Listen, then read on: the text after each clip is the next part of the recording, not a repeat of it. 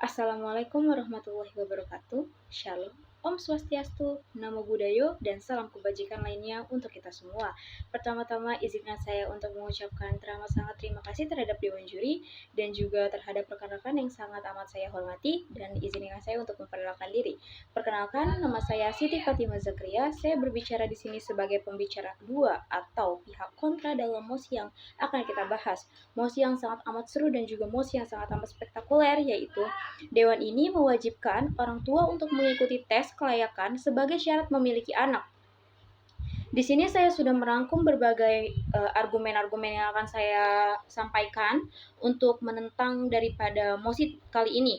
Dan di sini saya akan mendefinisikan inti daripada mosi kali ini, yaitu saya sudah mendapatkan 2 poin, yaitu tes kelayakan dan juga kewajiban. Dan di sini saya akan menjelaskan definisi daripada tes kelayakan itu. Tes kelayakan merupakan sebuah penilaian mengenai kelayakan dari suatu hal yang akan dikerjakan. Uji kelayakan bertujuan untuk mengetahui secara objektif dan rasional keunggulan dan kelemahan dari hal yang sudah ada dan hal yang akan dikerjakan, serta dampaknya terhadap lingkungan, hidup, sumber daya yang diperlukan, dan pada akhirnya prospek dari hal tersebut. Dan di sini saya sudah menjelaskan dari poin yang pertama, lalu di sini saya akan menjelaskan definisi daripada poin yang kedua, yaitu bentuk tanggung jawab orang tua. Di sini saya akan menjelaskan definisi daripada bentuk tanggung jawab orang tua. Bentuk tanggung jawab orang tua kepada anak yaitu mengasuh, memelihara, mendidik, dan melindungi anak, menumbuh kembangkan anak sesuai dengan kemampuan, bakat, dan minatnya, mencegah terjadinya perkawinan pada usia anak, serta memberikan pendidikan karakter, penanaman nilai budi pekerti pada anak. Dan di sini saya sudah menyampaikan poin-poin inti daripada mosi perdebatan pada kali ini. Saya sudah menyampaikan 2. Lalu di sini izinkan saya untuk menyampaikan argumen-argumen yang sudah saya rinci dan juga saya sudah strukturkan menurut pendapat saya dan menurut pendapat para ahli. Di sini saya sudah menyiapkan 2 poin daripada poin kontra untuk mosi kali ini. Poin pertama yaitu poin dari faktor psikologi. Di sini saat adanya ketentuan untuk adanya tes kelayakan memiliki anak, maka mindset seseorang akan berubah di antara saya memiliki 2 contoh untuk tidak menikah ataupun untuk mempunyai anak, karena disebabkan oleh pikiran negatif seperti bahwa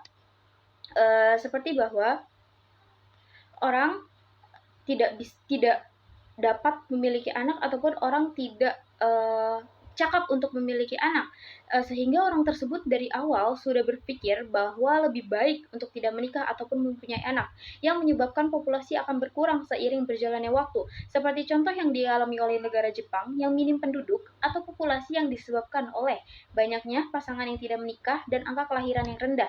Saat ini negara Jepang dilanda oleh fenomena banyaknya penduduk berpikiran untuk tidak menikah, sehingga negara Jepang diperkirakan akan punah menurut daripada para ahli pertama, yaitu riset statistics dari The National Institute of Population and Security Research Jepang.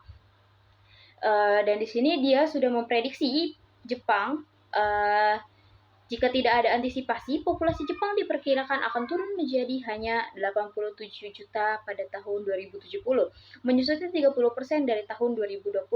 Dan ini yang menyebabkan ditakutkan Indonesia ke depannya mempunyai mindset sama seperti negara Jepang, sehingga Indonesia dapat punah juga akibat daripada mindset ini.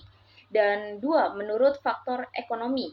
Menurut faktor ekonomi pun ini ada hal yang mengganjal, karena dengan adanya tes tersebut memungkinkan orang yang mempunyai atau memiliki ekonomi yang rendah tidak dapat mengikuti tes dan juga minder dalam melakukan tes karena berpikir dia tidak bisa, ataupun berpikir bahwasanya kalau semisalnya dia tidak mempunyai uang ataupun tidak mempunyai ekonomi yang layak, tapi dia tidak, dengan itu dia berpikir bahwa kita tidak layak untuk mendapatkan anak ataupun tidak layak untuk mendapatkan keturunan.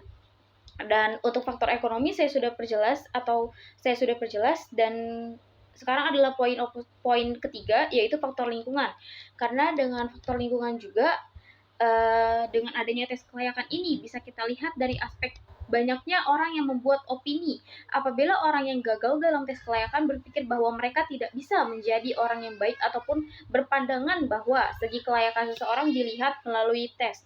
Di sini saya bisa jelaskan bahwasanya banyak orang-orang ataupun yang berpikir bahwasanya kelayakan hanya dilihat dari tes. Tetapi kita tidak tahu dari faktor-faktor, mungkin dari faktor-faktor psikologi ataupun faktor-faktor ekonomi yang dimana mungkin ekonomi mereka rendah, tapi dengan faktor-faktor psikologi itu mereka mempunyai minat untuk mempunyai anak ataupun objek-objek yang bisa kita pantau terus kalau misalnya menurut psikologinya mereka bisa mempunyai anak tetapi dengan ekonomi tidak, ataupun kita bisa balik dengan menurut psikologinya tidak tapi menurut ekonomi mereka bisa untuk mengikuti tes tersebut. Jadi menurut saya meyakini bahwa dengan adanya mosi ini saya berpegang teguh dalam pihak kontra dalam pada mosi ini, karena selain faktor-faktor tadi bisa kita lihat juga daripada banyaknya negara-negara yang justru membutuhkan atau membayar orang-orangnya untuk menikah ataupun mempunyai anak karena dikitnya populasi yang ada di negara tersebut. Jadi bisa kita lihat bahwa tidak semuanya dengan tes ataupun tidak semuanya dengan pembatasan populasi itu akan berjalan lancar. Bisa saja merubah negara tersebut untuk menjadikan hal-hal dampak negatif yang akan datang, karena tidak semua hal-hal yang dimajukan atau tidak semua hal-hal yang berjalan dengan baik akan selamanya baik.